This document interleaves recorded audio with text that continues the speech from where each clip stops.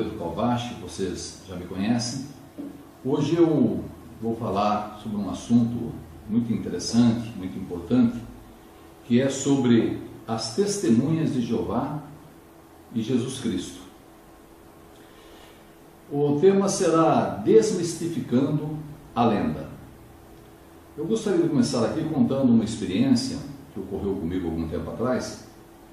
Eu estava fazendo trabalho de evangelização de porta em porta e bati na casa de um certo senhor que veio me atender. Eu falei bom dia a ele, amigavelmente, mas quando me identifiquei como testemunha de Jeová, aquele senhor mudou e falou esbravejando: você, testemunha de Jeová, saia da minha porta. Vocês não são cristãos, vocês não acreditam em Jesus Cristo. E quando eu tentei explicar para ele a maneira como nós realmente acreditamos em Jesus Cristo, ele simplesmente bateu a porta no meu rosto. Bem, essa experiência, você que é testemunha de Jeová, com certeza já deve ter passado também muitas vezes. Pessoas, talvez até boas, mas por serem desinformadas e por acreditarem nessa lenda que as testemunhas de Jeová não aceitam Jesus, tratam os servos de Jeová dessa forma em suas portas. Por isso que na palestra de hoje eu vou destacar aqui 2 pontos. Como é que as testemunhas de Jeová acreditam em Jesus? E também um outro ponto é o que identifica o verdadeiro cristão. Eu gostaria de começar analisando aqui na Bíblia um texto que deveria nortear todas as pessoas que têm dúvidas com respeito às testemunhas de Jeová com relação à crença em Jesus, que é o texto de Atos, capítulo 28, se você quiser acompanhar depois na sua tradução, você pode acompanhar. Capítulo 28, versículo 22. Paulo chegou numa comunidade judaica, e ali os líderes comunitários da Roma Antiga fizeram a seguinte pergunta a Paulo. Vejam o capítulo 28, versículo 22 de Atos. Diz assim: mas achamos correto ouvir de você o que pensa, porque na verdade o que sabemos dessa seita é que em toda parte se fala contra ela. Bem, então aqui aqueles líderes comunitários da Roma do primeiro século falaram para Paulo: olha Paulo, queremos ouvir de você, o que você pensa, porque essa seita, essa religião que você frequenta, que você pertence, em toda parte se fala contra ela. Então, uma pessoa sincera, movida pelo bom senso, quando quiser saber das testemunhas de Jeová, no que elas creem, no que elas realmente acreditam, deveriam perguntar para uma testemunha de Jeová. Então, o objetivo desse vídeo é esclarecer certos pontos com relação à questão de como as testemunhas de Jeová acreditam em Jesus e qual é o sentimento que nós temos por Jesus Cristo. Eu gostaria de começar analisando aqui alguns versículos mostrando como as testemunhas de Jeová acreditam em Jesus. E quero dizer que nós analisamos a questão de Jesus Cristo no crivo bíblico. Nós não nos baseamos em filosofias, em concílios e assim por diante. Então nós procuramos analisar segundo o que a palavra de Deus diz, o que a Bíblia realmente diz sobre Jesus. Então vamos começar a analisar aqui. Eu vou usar aqui a Bíblia apologética, a tradução João Ferreira de Almeida, Almeida Fiel, baseado no texto trinitariano, para mostrar que eu vou usar aqui Bíblias, traduções diferentes, usar também apenas compêndios da própria cristandade, para mostrar que eu vou ser aqui totalmente imparcial. Se você pegar aqui a Bíblia apologética de João Ferreira de Almeida, chamada Almeida Fiel, e for para João capítulo 3, versículo 16, um texto muito citado pelas pessoas, você vai ver que o texto diz o seguinte, olha, 3,16 de João: porque Deus amou o mundo de tal maneira que deu o seu Filho unigênito para que todo aquele que nele crê não pereça, mas tenha vida eterna. Então as testemunhas de Jeová acreditam naquilo que a palavra de Deus diz. Note que aqui fala que Deus amou o mundo, que deu o seu Filho Então nós acreditamos que Jesus é o Filho de Deus. Está na Bíblia. O próprio Jesus Cristo, aqui em João 10,36, quando certa vez os judeus tiveram mal entendido sobre ele, olha o que ele fala aqui no capítulo 10, versículo 36. Você pode acompanhar. Aquele a quem o Pai santificou e enviou ao mundo, vós dizeis blasfemas, porque disse, sou filho de Deus. Então esse é o ponto. As testemunhas de Jeová acreditam nas palavras da Bíblia. O próprio Jesus se colocou como sendo filho de Deus. Não há nenhuma menção na Bíblia da expressão Deus Filho. Isso é de Calcedônia 451. Já falei isso no outro vídeo. Então a Bíblia fala sempre a expressão Filho de Deus. Bem, aqui em Apocalipse 2,18, já no céu, vamos ver como o próprio Jesus Cristo se colocou. Apocalipse 2,18. Bom, então Apocalipse 2,18 diz assim, olha. E ao anjo da igreja de Tiatira escreve, isto diz o Filho de Deus, que tem seus olhos como chama de fogo e os pés semelhantes ao latão reluzente. Então note que mesmo no céu, Jesus Cristo se coloca como sendo o Filho de Deus. Então isso mostra que as testemunhas de Jeová têm o conceito bíblico, o conceito que o próprio Jesus tinha e tem. Ele é o Filho de Deus, não o Deus Filho. Bem, significa isso então que as testemunhas de Jeová não acreditam em Jesus? Claro que isso aí é uma lenda, é uma mentira.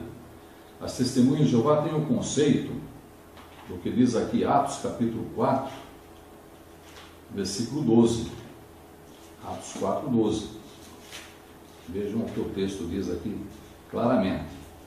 E você, que é uma pessoa sincera, vai analisar comigo e depois vai tirar suas próprias conclusões. Não estamos aqui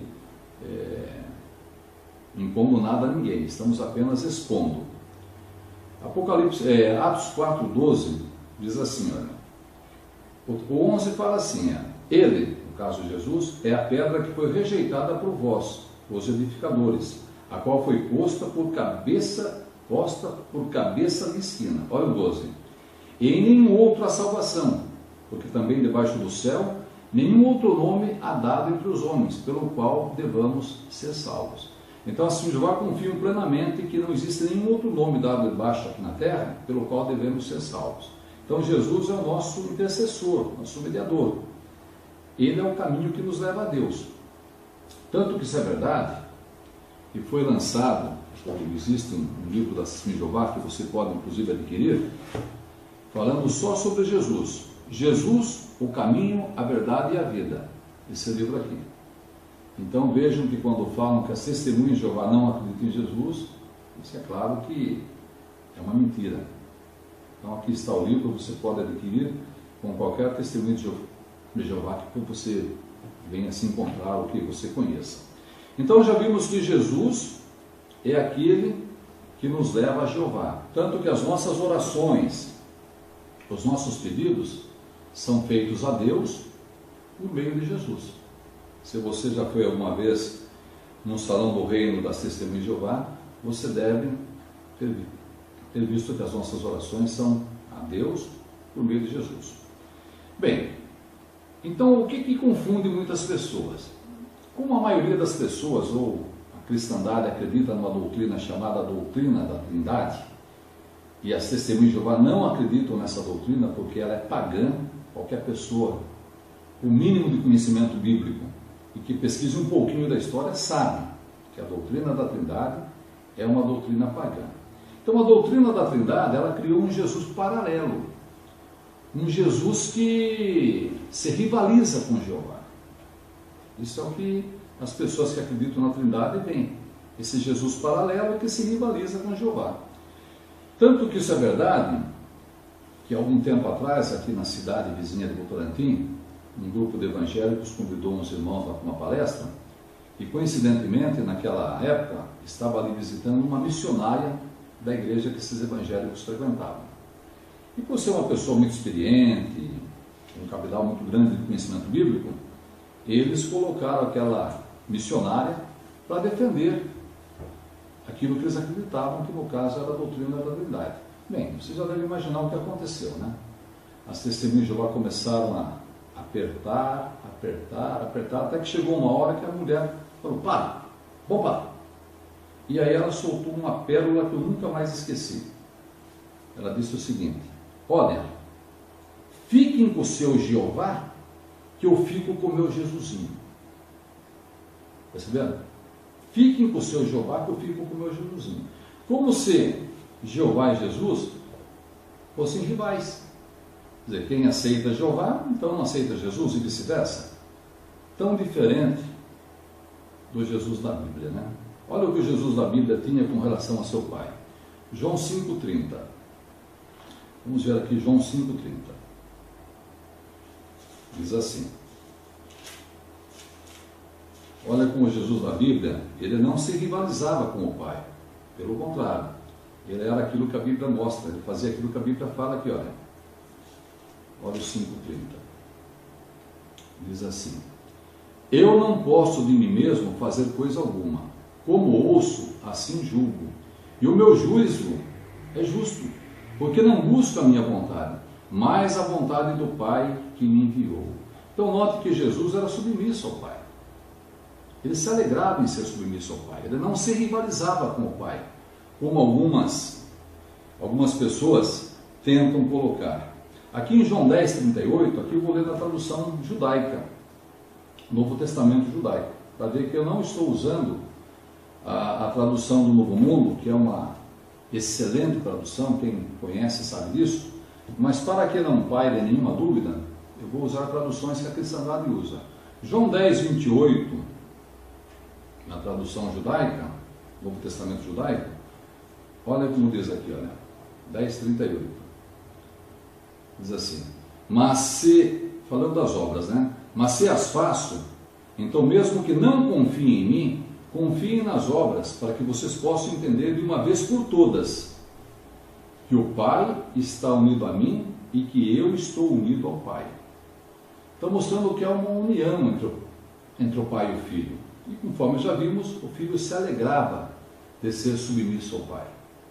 E é nisso que as testemunhas de Jeová acreditam. Nessa união do Pai com o Filho e nessa sujeição que o Filho tem com o Pai. E essa união, ele repetiu depois lá em João capítulo 17, quando ele fala que os apóstolos deveriam estar unidos a ele, como ele estava unido com o Pai. Então, mostrando claramente que a posição de Jesus é a posição que as testemunhas de Jeová possuem. Um detalhe interessante, que eu gostaria de analisar aqui também, é com respeito a como Jesus encarava Deus. Olha aqui em João 17,3, depois eu gostaria também de analisar mais profundamente esse versículo, atrelando a outros. João 17,3, numa oração que Jesus fez quando estava para ser morto, ele disse o seguinte, estou usando a tradução apologética de João Ferreira de Almeida, diz assim, olha: e a vida eterna é esta, que te conheçam a ti só, por único Deus verdadeiro, e a Jesus Cristo, a quem enviastes. Então Jesus coloca aqui o Pai dele como sendo o único Deus verdadeiro. E esse único Deus verdadeiro enviou Jesus. Aí alguns talvez digam, então o Pai é o único Deus verdadeiro e Jesus é um Deus falso? Não ofendam Jesus. Não queiram colocar palavras na boca das testemunhas de Jeová. Esse é um argumento já surrado. A primeira vez que alguém usou esse argumento foi em 92, quando tivemos um encontro aqui com os membros do ICP aqui em Sorocaba. Pessoas extremamente instruídas, eruditos na questão bíblica, doutores em hebraico, grego e assim por diante. E aí alguém, quando foi citado esse texto, citou, né? Então, se Jeová é o único Deus verdadeiro, então Jesus é um Deus falso? E a coisa ficou feia do lado das pessoas que falaram isso, né? Eu vou voltar aqui depois, mas eu gostaria de analisar também o que diz 1 Coríntios, capítulo 8, os versículos são os 5 e os 6. Então Paulo diz assim, olha, aqui ele fala que, o 5 fala, porque ainda que haja também alguns que se chamem deuses, quer no céu, quer na terra, como há muitos deuses e muitos senhores, olha o 6, todavia para nós, Paulo era cristão, seguidor de Jesus, ele imitava Cristo, 1 Coríntios 11, 1. Para nós há um só Deus, o Pai. Sim, Jeová também, só adora o Pai, ele é o único Deus, de quem é tudo e para quem nós vivemos, note, e um só Senhor Jesus Cristo, pelo qual, então embora haja muitos senhores, mas há um só Senhor que é Jesus Cristo, pelo qual são todas as coisas e nós por Ele. Então não é difícil entender. Os cristãos adoram um só Deus e se achegam a esse Deus Todo-Poderoso através do único Senhor que foi designado por Jeová, que é Jesus Cristo. É difícil entender? Não é difícil entender. Mas vamos voltar aqui para João 17. João 17, 3, ali fala que Jeová é o único Deus, né? O próprio Jesus falou, a vida eterna é esta que te conheço a ti só por único Deus verdadeiro. Aí vem aquele argumento surrado, né? Então, Jesus é um Deus falso?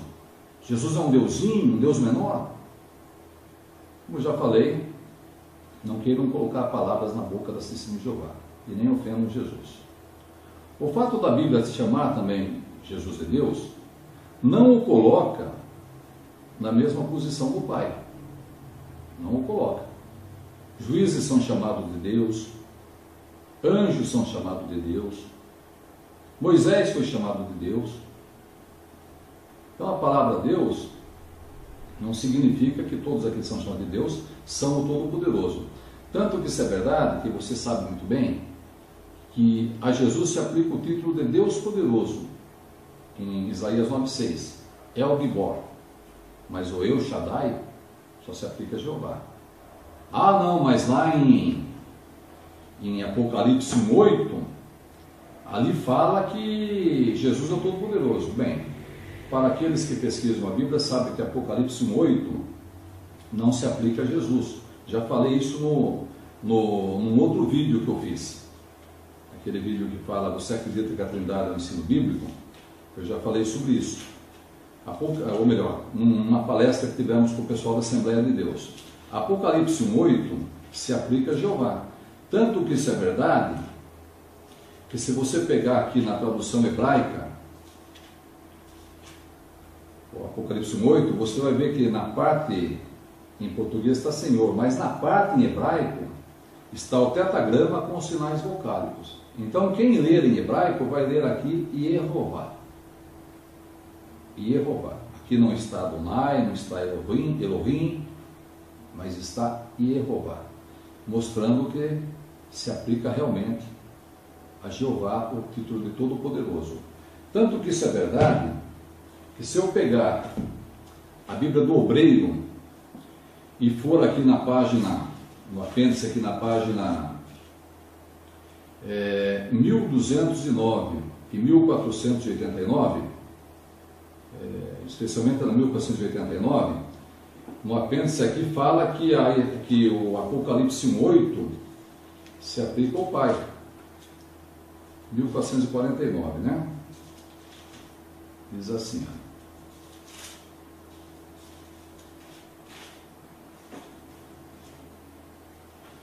está meio borrado aqui, 1489, perdão. Tenham paciência, depois você pode assistir de maneira gradual, né? 1489. Falando do Alfa e o Ômega, diz que Apocalipse 1,8 se aplica ao Pai. Está aqui, no meio da edição, revista corrigida da Bíblia do Obreiro. Se você pegar a tradução Rei Jaime em inglês, você vai lá em Apocalipse 1,8 e você vai ver lá que lá está Jeová. Jeová. Bíblia Rejaime, edição em inglês.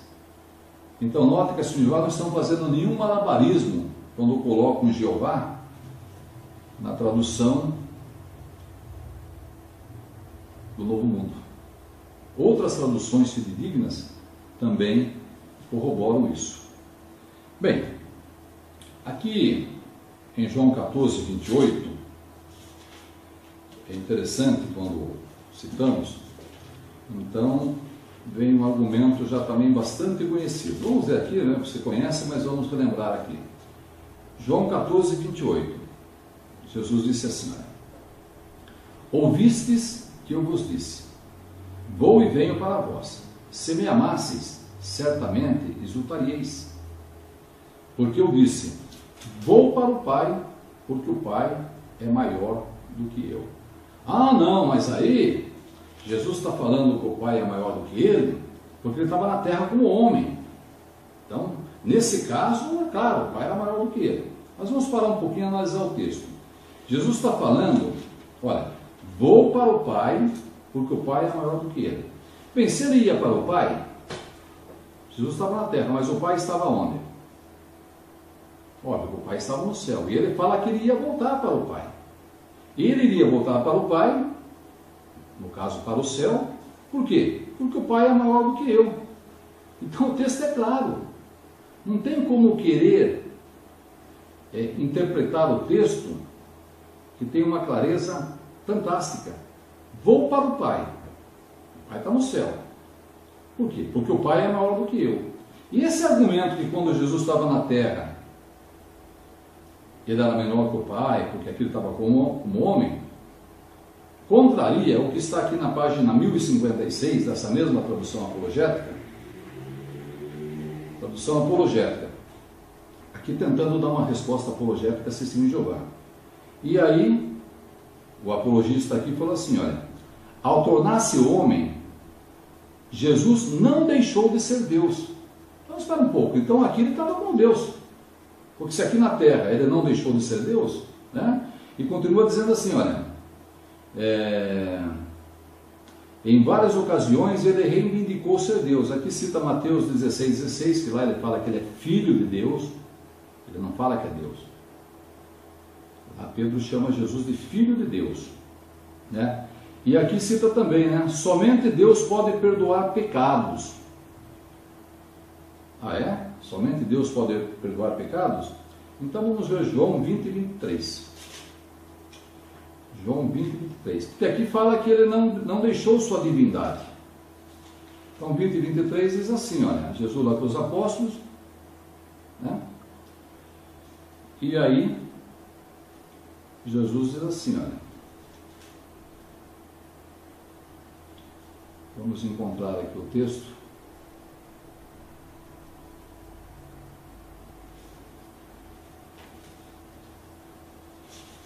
Vamos achar aqui.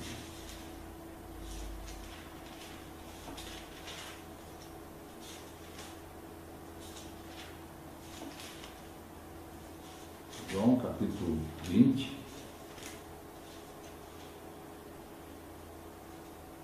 versículo 23.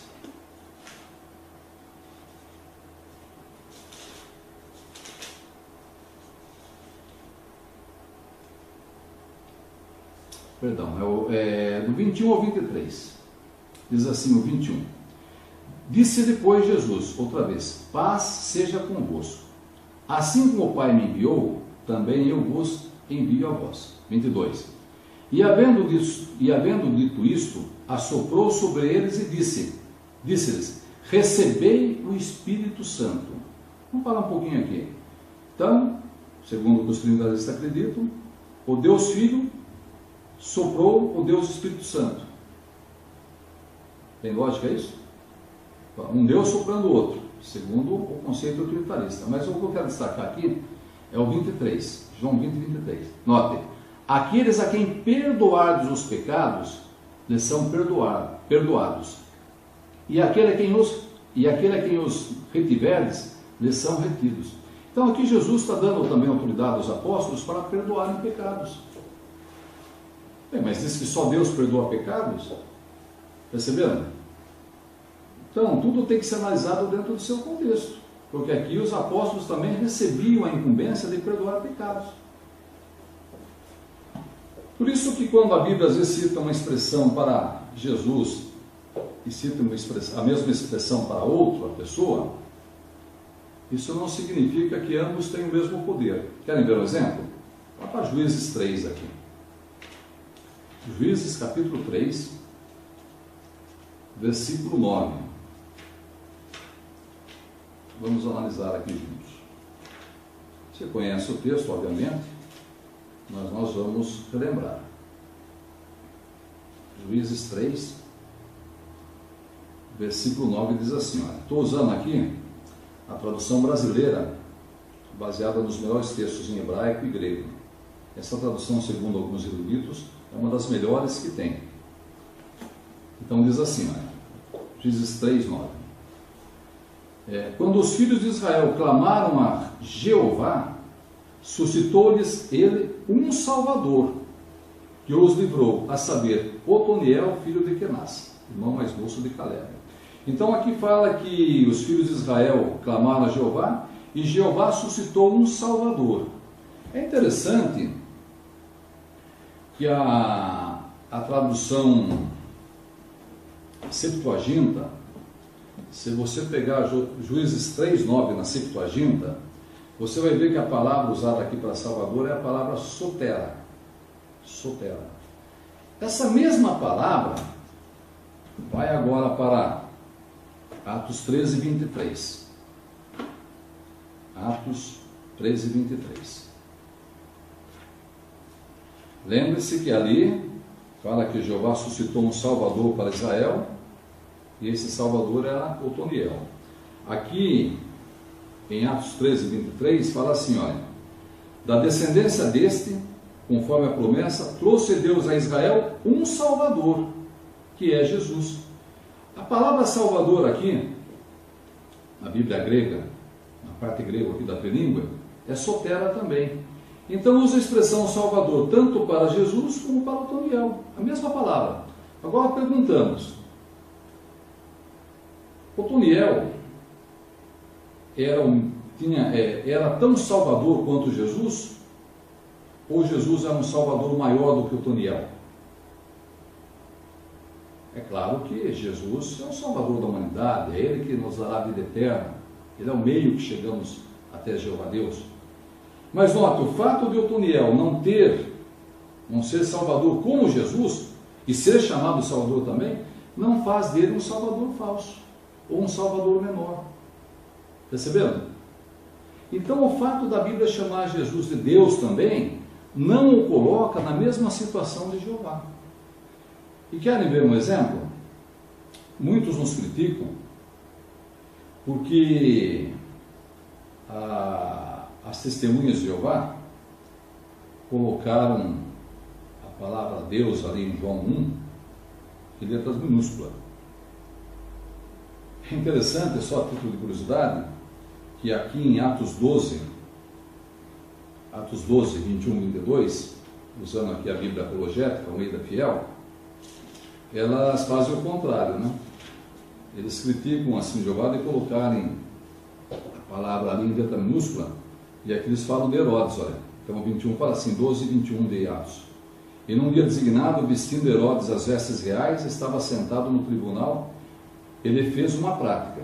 Note o 22. E o povo exclamava, voz de Deus e não de homem.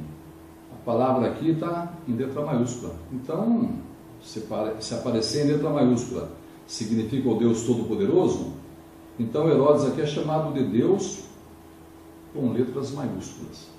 Perceberam? Bem, mas vamos voltar a João 1.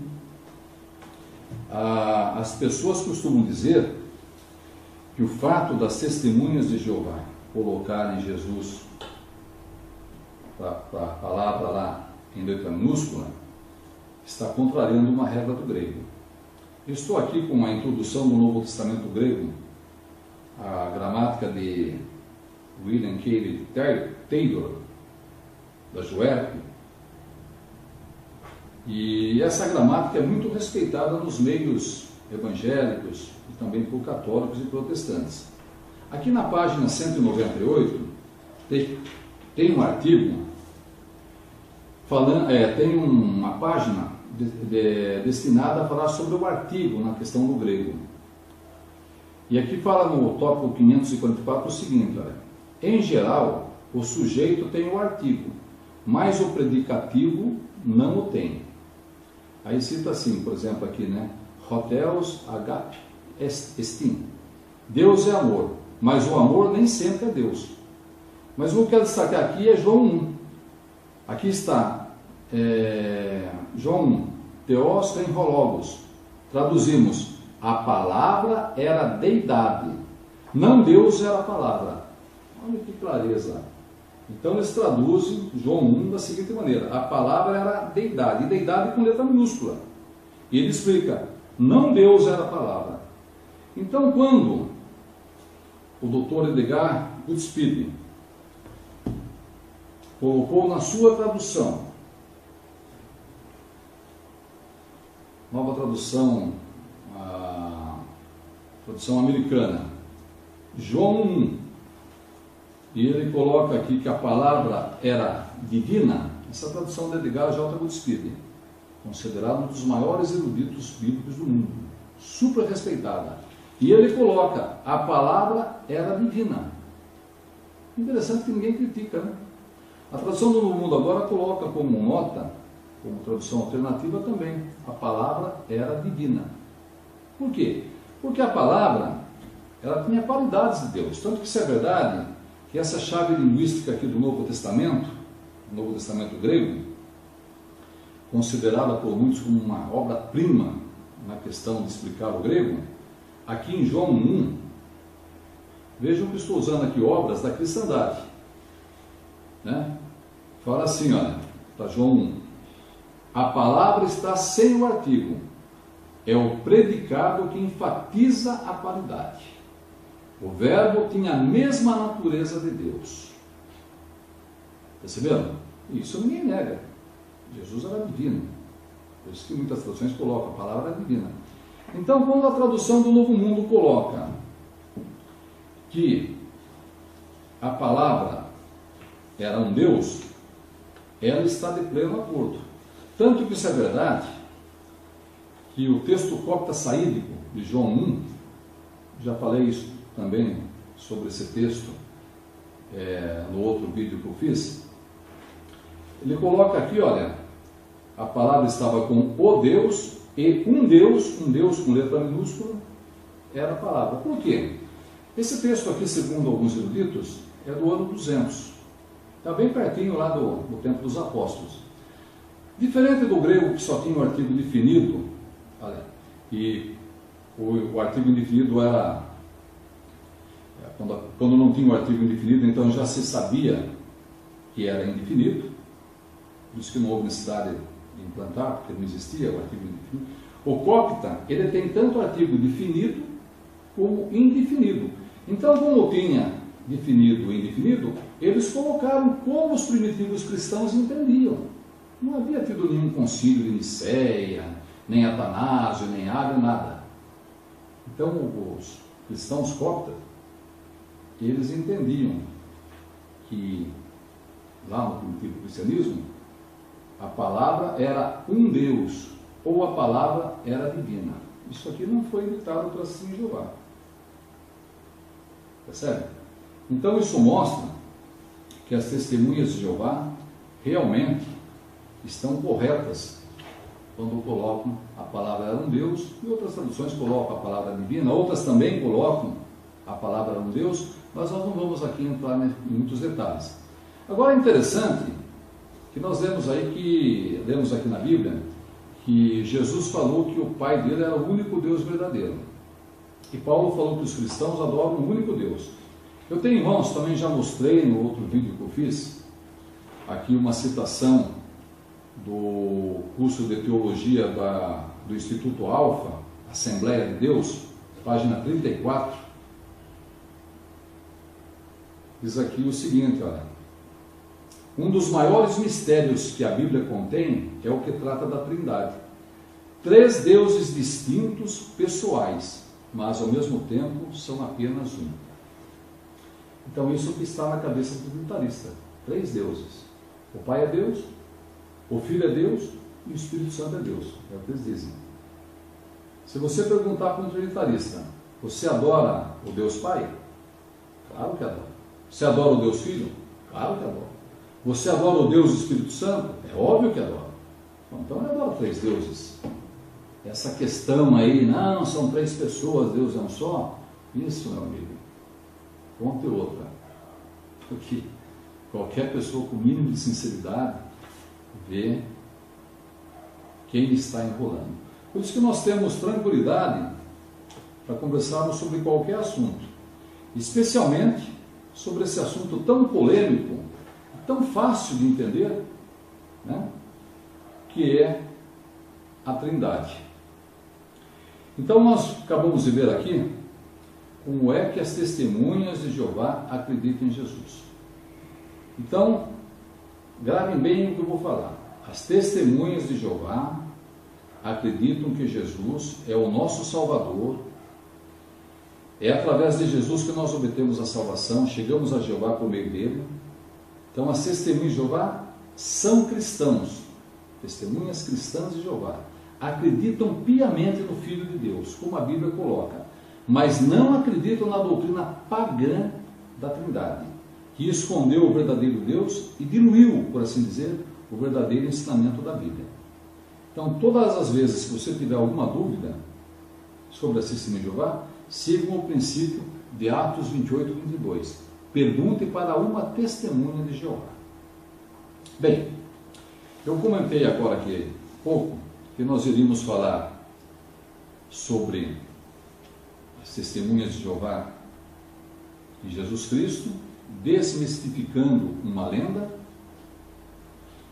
E se uma única pessoa que tinha um conceito diferente daquilo que eu expliquei aqui agora, mudar de atitude, mudar de pensamento, passar a ver Jesus como realmente nós vemos, esse DVD já valeu a pena. Mas agora eu quero falar sobre um outro assunto, que é o que identifica o verdadeiro cristão. Por exemplo, aqui em João 13:35, vou usar aqui Almeida, baseado nos melhores textos, um texto também que todos conhecem. Jesus falou que iria identificar seus seguidores. João 13:35 diz assim: olha, nisto conhecerão todos que sois meus discípulos, se tiverdes amor uns aos outros. Então Jesus colocou que é o amor que identifica o verdadeiro cristão. Amor. Você tem que amar. Independente de ideologia, raça, cor, o que quer que seja, os cristãos têm que se amar uns aos outros. E segundo Mateus 5,44, até aqueles que consideram os cristãos como inimigo. Então, se nós temos que amar até os nossos inimigos, embora nós não temos inimigos, mas talvez alguns, né, não gostem assim de Jeová, mas mesmo assim nós os amamos. Então, se temos que amar até aqueles que supostamente são nossos inimigos, o que dizer dos nossos irmãos? Por isso nós vamos entrar aqui agora num assunto que é de suma importância para todos nós. Como é que os verdadeiros cristãos se portam quando há um conflito? Há um tempo atrás eu estava, como eu já falei, prego já por muitas décadas, pregando de casa em casa com o irmão, e batemos na casa de um senhor que era advogado. Esse senhor nos atendeu e já de cara começou a falar que não se simpatizava conosco. E o assunto entrou na questão das guerras, né? E aí ele disse o seguinte: o quê? Vocês não vão na guerra? Então acabou. Eu já não ia muito com a cara de vocês, então agora menos ainda. Porque as guerras são necessárias. É através da guerra que o mundo evolui, que as nações crescem. Onde se viu uma religião que não vai na guerra? Jamais eu seria da sua religião. Jamais. E eu fiquei ouvindo, né? E quem estava argumentando com ele era o irmão que estava comigo. Aí eu pedi licença e falei para ele, realmente, né, a guerra, segundo o seu conceito, é uma necessidade, as pessoas realmente têm que guerrear, as religiões têm que guerrear. O senhor assistiu o Jornal Nacional ontem à noite? Não, eu estava viajando. Então, se o senhor tivesse assistido, o senhor teria visto uma cena que chocou o mundo todo.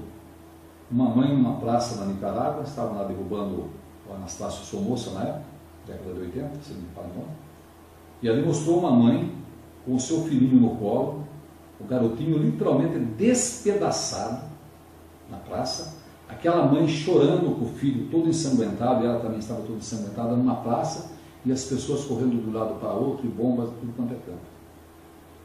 Ele vai perguntar para aquela mãe que estava com o filho nessa situação, se a guerra realmente é necessária. Aí, como já, estávamos de saída, eu falei para ele, olha, vou mostrar o nome dele aqui, mas eu chamei ele pelo nosso fulano. A guerra é muito bonita quando estamos a milhares de quilômetros longe dela, tomando um copo de cerveja gelada e com um belo bife na frente. Aí, olha, isso é uma coisa que tem que acontecer mesmo. Mas quando a guerra acontece no nosso quintal, na nossa casa, então aí nós vemos que a guerra não traz benefício para ninguém. Vejam a situação que se encontra em alguns países que estão em guerra. Na televisão mostra todos os dias, as crianças, o sofrimento, crianças morrendo de fome porque não chega a comida até elas, assim por diante. Então, as testemunhas de Jeová não comungam com essa ideia de que a guerra é uma necessidade. Não, a guerra é boa, faz os países crescerem, prosperarem. Muito bem, então a questão é, quem é que se mostra leal ao Filho de Deus, a Jesus Cristo, o príncipe da paz, quando há um conflito? Porque falar que crê em Jesus é muito fácil, mas o texto que nós lemos aqui no começo de João 3,16, vamos ler novamente, a tradução do Novo Mundo coloca o texto da seguinte forma, diz assim, olha, porque Deus amou tanto o mundo que deu o seu Filho unigênito, para que todo aquele que nele exercer fé, não é ter fé, crer, isso todo mundo crê, todo mundo diz que acredita em Jesus, mas olha o mundo como está, mas aqui fala de exercer fé. Eu posso ter um diploma na parede, mas não exercer a profissão que aquele diploma não me concedeu. Perceberam? Então uma coisa é ter, outra é exercer. Então nós queremos ver quem é que exerce fé em Jesus, no Jesus da Bíblia, não no Jesus paralelo que a Trindade criou. É aí que entra a questão. E eu não vou usar aqui citações de Sentinela, Despertar, assim por diante, porque vocês talvez pudessem falar, mas está aí citando coisas que da revista deles, assim por diante. Eu vou citar aqui, por exemplo, o livro da Hall, Testemunho de um Sobrevivente. Então aqui esse sobrevivente, não vou também entrar em detalhes do livro, quem quiser depois você adquire o livro e leia, Aí você vai ver as atrocidades que acontecem com aqueles que obedecem o homem antes de obedecer a Deus. Atos 5:29. Os cristãos têm que primeiramente obedecer a Deus antes que os homens. Aqui na página 39, esse sobrevivente, ele cita algo interessante. Aí ele fala aqui do que acontecia nos campos de concentração, E aí ele fala dos grupos que estavam ali naquele campo, ali havia criminosos, anarquistas, homossexuais e assim por diante. E fala como esses grupos eram identificados, através de triângulos, um triângulo roxo, outro triângulo rosa, triângulo verde, assim por diante, triângulo vermelho. Aí diz assim, olha, enquanto os presos políticos usavam vermelho, os criminosos verde, os admiráveis, nota o termo que ele usa, os admiráveis testemunhas de Jeová, estavam ali também, Daí ele fala assim, olha, os membros da seita Testemunhas de Jeová mostravam tanta coragem, justo é dizê-lo, tanta ousadia, virtude e estoicismo perante as adversidades que merecem uma menção especial. Olha o que ele fala aqui. Eram como rochas no mar de lodo. Então você, que se acha cristão e acusa-se de Jeová, pesquise como sua igreja se comportou na Segunda Guerra Mundial. Porque assim Jeová tem o aval de centenas de livros, que não tem nada a ver com religião, falando das testemunhas de Jeová. Olha o que ele coloca aqui: eram como rochas no mar de lodo. Barral, Testemunho de um Sobrevivente. Esse outro livro, Dr. Kester, médico de Himmler, já tenho ele já há um bom tempo, aqui na página 148, esse livro que também é sobre a Segunda Guerra Mundial, destaca aqui um capítulo inteiro para as testemunhas de Jeová. E aí ele começa aqui na página 148 dizendo assim, olha: porque diziam que a guerra era um flagelo, note, e porque proclamavam que Deus para eles estava acima de Hitler, foram presos, encerrados em campos de concentração e submetidos a um tratamento particularmente desumano. Uma coisa que poucos sabem, que as testemunhas de Jeová, por serem alemães, eles não precisavam sofrer em campos de concentração, eles eram alemães. Bastava se afiliar ao partido nazista. Estavam livres para ficar nas suas chácaras, nas suas fazendas, seus sítios e assim por diante. Mas eles foram mártires, porque eles escolheram sofrer para não fazer mal para ninguém. Foram verdadeiros cristãos, na mais plena acepção da palavra. Aí fala que esse médico aqui, quando ele precisou de pessoas para trabalhar no sítio dele, o Himmler perguntou, né? Quem que o senhor quer levar? Aí ele fala: quero levar testemunha de Jeová. Mas por quê? Eles são contrários à guerra. Daí o Dr. Kester falou: eles são pessoas honestas, gente corajosa e trabalhadora. Aí cita aqui que depois, pouco depois, 10 mulheres chegaram lá no sítio do Dr. Kester. E ele fala assim, que elas estavam tão magras, mas tão magras, que a pele colava o esqueleto. Olha o que chamou a atenção do médico. Elas não começaram pedindo a Kester um pedaço de pão ou roupa. Queriam uma Bíblia. Tinham sido impedidas de ter em mãos aquele livro durante todo o tempo que haviam estado presas. Para elas, forma alguma, nenhuma tortura podia comparar-se à ausência do livro. Kester, o médico, deu-lhes uma imediatamente. Como, porém, a posse de uma Bíblia era para um membro da seita, um crime sujeito a enforcamento imediato, o Kester tomou certos cuidados. Então ele se reuniu de madrugada. Então o livro continua dizendo que à noite o Kester levantava às vezes para ir no banheiro e abria assim a janelinha do seu banheiro e via assim de lá onde estavam ali, com os lampiões acesos assim, né? Uma luz tênue, estudando a Bíblia. Um livro de guerra. Você acha que você é cristão? Então, pesquise sobre sua igreja, não sou eu que vou falar. Pega aí na internet e você vê lá a conduta das igrejas nas guerras. Eu tenho aqui também, irmãos, essa revista Isto É. Ela é de 77 e tem aqui um artigo falando das relações entre a igreja e o Estado nazista. E aí fala aqui da questão de como as religiões se comportaram, né? Por exemplo, aqui fala que em abril de 1939, protestantes e católicos fizeram soar os seus sinos para comemorar o aniversário de Hitler. E o cardeal Bertrand, primaz católico, lhe enviou um telegrama de felicitações. Não estou aqui criticando os católicos. Minha família toda praticamente é católica. Meus irmãos carnais são católicos e posso dizer que são pessoas melhores do que eu. Aliás, eu amo os católicos. A minha convivência, a minha vida toda, praticamente, foi entre os católicos. Se você tiver alguma dificuldade, se tiver uma família católica do seu lado, ou não onde você estiver, pode ter certeza que você vai ser ajudado. Os católicos são muito amorosos. Então, nada contra os católicos, nem contra qualquer, mesmo de qualquer outra religião.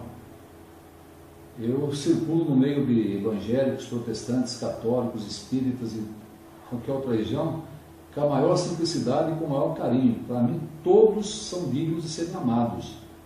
Porque se eu não amar meu próximo, eu estou indo contra tudo aquilo que eu prego quando vou de casa em casa, quando eu faço conferências e assim por diante.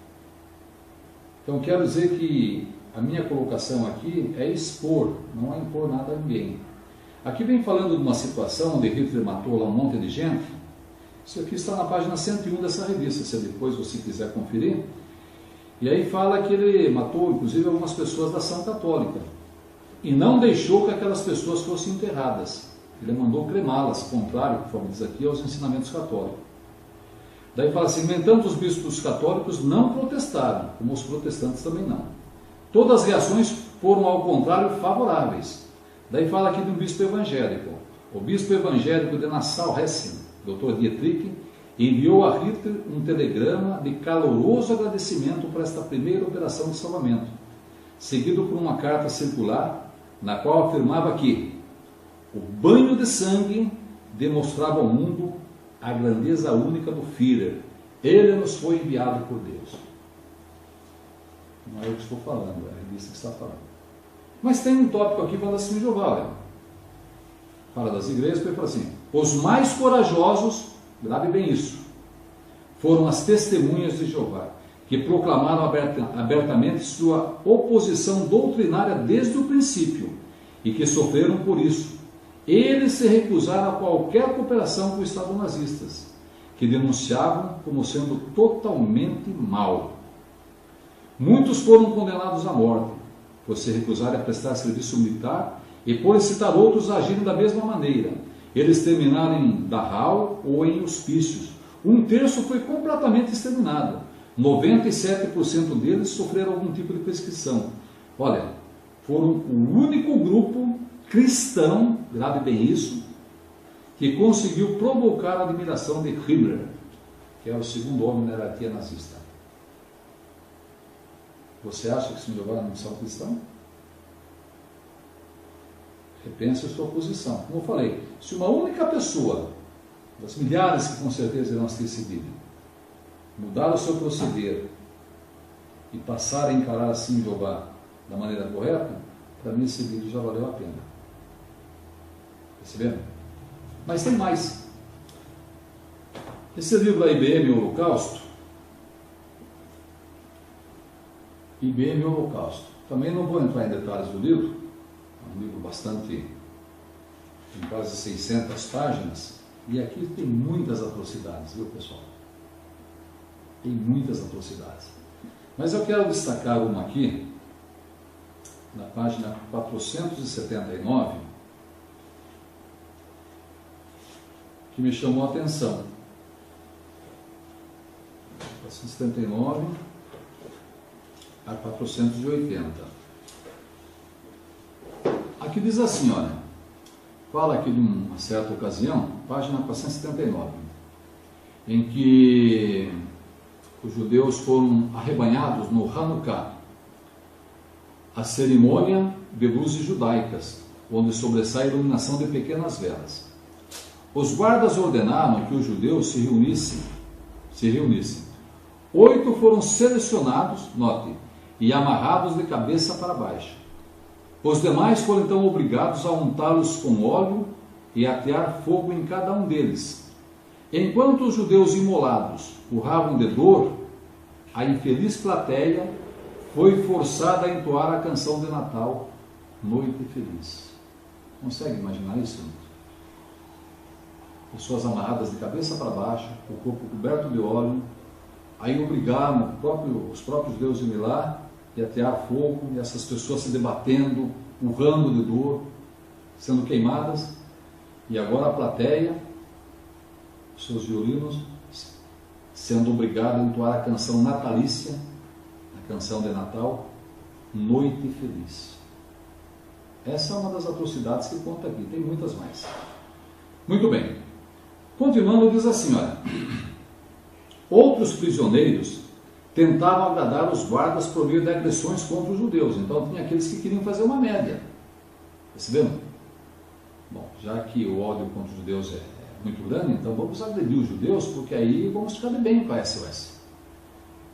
Daí diz assim, ó, os guardas muitas vezes exigiam isso por esporte.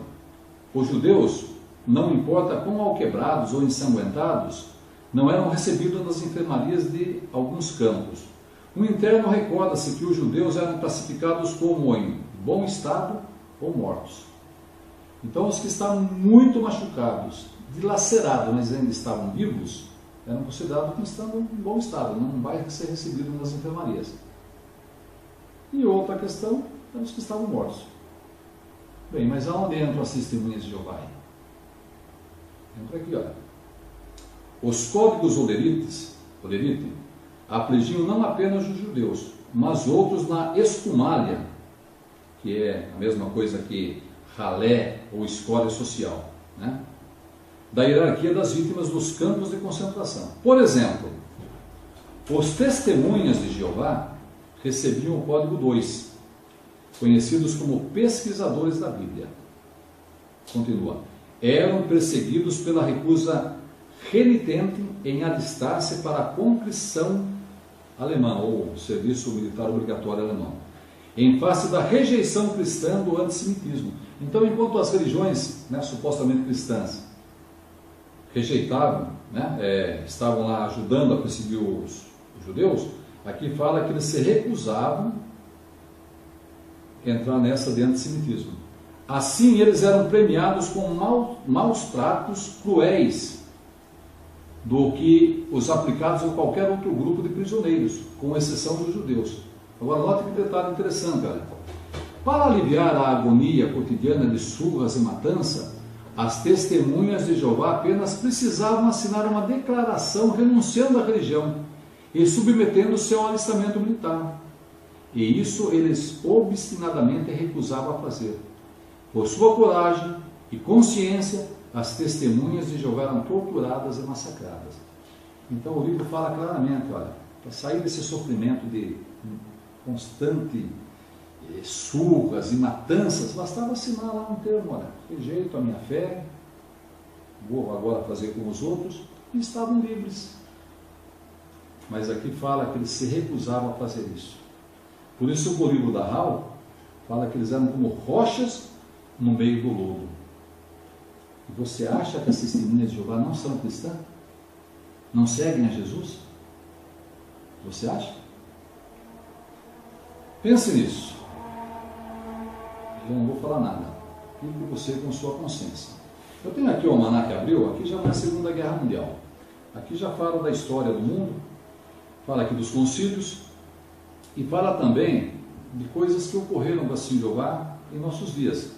Por exemplo, aqui na página 592, isso aqui é o Almanaque Abril, Almanaque portátil, página 592 e 593. Se o vídeo for longo, você assiste por pedaços e aos poucos você assiste o vídeo todo, mas assista que você vai gostar. Aqui falando de Malawi, fala da perseguição, né? Apesar disso, nova área de atrito surgiu poucos meses depois, quando 3.000 membros da seita das Testemunhas de Jeová fugiram para o território zambiano, por se recusar a inscrever-se no Partido Único do Congresso Malauiano. Aqui foi quando estavam sendo perseguidos por Hostig Kamuzu Banda, um médico, presidente de Malawi. E esse médico protestante, ele moveu uma perseguição intensa contra as Testemunhas de Jeová. Realmente, ele massacrou com as Testemunhas de Jeová. E muitas pessoas, até mesmo de outras religiões, cobravam uma posição, até mesmo dos direitos humanos, em função dos massacres que Kamuzu Banda estava fazendo com as Testemunhas de Jeová. Em certa ocasião, só para ilustrar, ele foi para os Estados Unidos e a Igreja Adventista convidou Kamuzu Banda para visitar nos seus hospitais. E enquanto ele estava naquele hospital lá visitando, um grupo de estudantes universitários fez uma passeata, pedindo que ele parasse de matar as Testemunhas de Jeová, perseguir, né? E depois foi entrevistado. E aí consta que ele disse o seguinte: não, eu respeito todas as religiões lá em Malawi, eu também sou cristão. Eu pretendo ir ao céu advogando, e falou, né, a crença que ele era, né? Ele era presbiteriano, né? Eu pretendo ir ao céu advogando a crença presbiteriana. Nada contra a Igreja Adventista, nem contra os presbiterianos. Como já falei, são pessoas maravilhosas, né? Pessoas com quem temos um carinho muito grande e com quem aprendemos muito também. Mas eu quero dizer o seguinte, que as Testemunhas de Jeová, aqui na página 592, fala assim, olha, milhares de seguidores da seita Testemunha de Jeová abandonaram o país após ter sido adotada a resolução que visava despojá-los de seus bens. Lembram-se que na Segunda Guerra Mundial os judeus foram despojados dos seus bens? Aqui em Malawi, em 72, esses jovens estavam perdendo suas propriedades, seus bens, porque se recusaram a se afiliar, a assinar uma célula de filiação ao partido do presidente Kamuzu Banda. E aí tomavam seus bens, matavam, estupravam e assim por diante. Então a pergunta é, você acha que as testemunhas de Jeová não eram cristãs? Algum tempo atrás eu estava tomando um café e chegaram dois jovens, bem vestidos, muito educados, e pediram para a dona lá da lanchonete se eles podiam fixar na parede um cartaz. Eu estava tomando um café lá, uma tarde muito fria, né, tarde de junho, e eles fixaram o cartaz lá com a autorização da dona lá da lanchonete, a dona Rosa. E aí estava lá, né, um convite para que as pessoas fossem a uma reunião que iria ter no ginásio de esportes aqui na cidade. E o tema era Jesus Cristo, o Príncipe da Paz. Eles colocaram, quando eles foram sair, eu chamei aqueles dois jovens de lá e perguntei, viu, achei interessante o cartaz aí, Jesus Cristo, o Príncipe da Paz. A religião de vocês, ela é uma religião que vai na guerra ou ela não vai na guerra, é neutra se tiver uma guerra? Aí um dos jovens falou, não, a nossa religião ela vai na guerra sim. Se tiver uma guerra, nós vamos sim. Ah, então vocês vão na guerra? Vamos. Existe alguma religião que não pega em armas, que não vá na guerra, não tem um conflito? Conhece alguma? Aí o mais novo olhou para o mais velho e falou, não, eu não conheço. Daí o mais velho falou, não, tem uma sim, tem uma que não pega em armas, essa não vai na guerra. Eu falei, ah, é? Qual é? É um pessoal de testemunha de Jeová. Ah, então, como que é testemunha? O quê? Como que é? É, testemunha de Jeová. Ah, então eles não vão na guerra? Não, eles não vão. Eu olhei novamente para o cartaz e falei assim, você não acha que eles são os únicos que estão seguindo, levando a sério a exortação do Príncipe da Paz, então? Se Jesus é o Príncipe da Paz, eles são os únicos que não pegam em arma, então? Aí o rapaz lá, o mais velho, olhou para mim e falou assim, o senhor é testemunha de Jeová? Eu falei, com muito orgulho. É, logo ouvi, e saíram batendo o pé, né? Então mesmo, Jesus Cristo, o Príncipe da Paz, mas uma organização religiosa que participa de guerra. Então, mais uma vez, eu lhe pergunto, pesquise, analise e veja quem realmente é o verdadeiro cristão. Para vocês terem uma ideia, as testemunhas de Jeová, em 2015, sabe quantas horas elas pregaram de casa em casa no ano de 2015? 1 bilhão e 900 milhões de horas. 1 bilhão e 900 milhões de horas. Isso é um outro assunto. Mas para mostrar que elas levam a sério aquela incumbência que Jesus disse, né? Ide, pregai o reino, fazei discípulos. Você acha que assim já não são cristãos?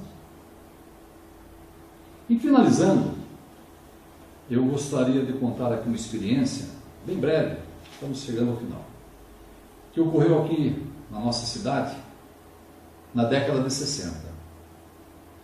Os irmãos estavam pregando aqui no centro da cidade, numa rua conhecida como Padre Luiz.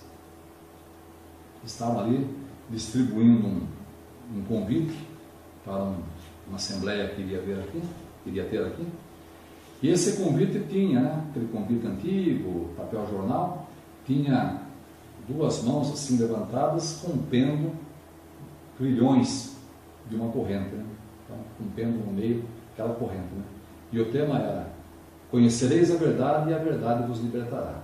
Agora veja a situação, década de 60, período difícil, né, Brasil.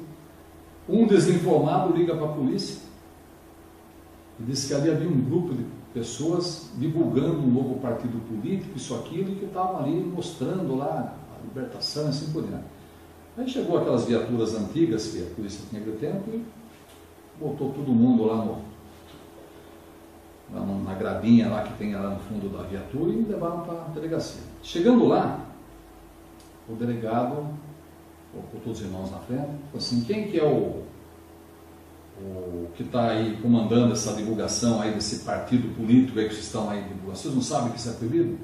Aí um irmão bem idoso, hoje já está com cerca de 90 anos, falou assim, não, doutor, aqui não há mais nenhum partido político. Pelo contrário, nós somos testemunhas de Jeová, e assim Jeová não se afiliam a nenhum partido político. Nós respeitamos os governos, respeitamos os políticos, somos submissos a eles, eles que não interfiram com a nossa consciência cristã, mas nós não defendemos nem esse nem aquele partido. Ah, não? Mas o que é isso então? O irmão explicou, esse é um convite para um encontro religioso que vamos ter, né? Quando fala aí que conhecereis a verdade vos libertará, está falando aqui dos dogmas falsos, das doutrinas, enfim, procurando melhorar as pessoas no mais pleno sentido da palavra, sentido moral, né? Ser um bom pai, um bom marido, um bom filho, enfim, serem cristãos de uma nova espírito, cristãos realmente que sejam produtivos para o país, mas não nos envolvemos com a política. É legado para os orações, interessante, então vocês não se afiliam a nenhum partido político? O irmão falou assim, ah, doutor, inclusive, nós também não pegamos em armas, nós não vamos na guerra. Ah, e o delegado mudou. Ele, o quê? Deu um murro na mesa. Então vocês não vão na guerra? Que absurdo! E virou para o irmão e falou, o senhor já imaginou se todas as pessoas, se todas as religiões pensassem como vocês? O que seria do mundo? O irmão bem humilde, com calma, não haveria guerra. Se todas as religiões pensassem como as que eu penso, as guerras não existiriam. Aí ele ficou olhando para o irmão. Não existiria guerra. Sargento, pega essas pessoas e leva no lugar onde vocês encontram. Deixa eles fazerem o trabalho deles, que é um trabalho magnífico. Parabéns. E aí colocaram novamente os irmãos lá naquelas viaturas antigas e levaram lá na rua Padre Luiz novamente para que os irmãos continuassem a pregação. Então vejam que as testemunhas de Jeová anseiam o tempo em que o governo de Cristo sobre a terra vai transformar essa terra num paraíso. Hoje nós pregamos o mundo ideal, nós vivemos no mundo real. O mundo ideal é esse, todas as pessoas convivendo como irmãos, pacíficas, se amando mutuamente, sem essas divisões. Como é o propósito de Deus? Deus nos criou para que nós nos amássemos uns aos outros. Esse é o mundo ideal. Esse é o mundo que nós pregamos. E esse mundo vai estar sendo governado por Jesus Cristo. Se você pegar Isaías 9:6 lá, fala que o governo vai estar sobre os seus ombros. Revelação, Apocalipse 5, 9 e 10 fala que Cristo estará governando a terra. Então esse é o mundo ideal, e é esse mundo que nós pregamos. Então, o nosso objetivo é amar as pessoas, e queremos que as pessoas também nos amem, nos respeitem. Quando uma testemunha de Jeová bate na sua casa, ela não vai lá para te agredir, para te ofender, né? Talvez você até não esteja num bom momento, não queira atender assim por diante, não é o que você tem. Mas não faça como aquele senhor fez, né? Quase me achatar o nariz dando caporta no meu rosto, né? Não faça isso. Afinal de contas, se você se diz ser cristão, o mínimo que nós esperamos de nós que queremos ser cristãos, assim como você também advoga esse direito, né? É sermos educados, tratarmos bem as pessoas.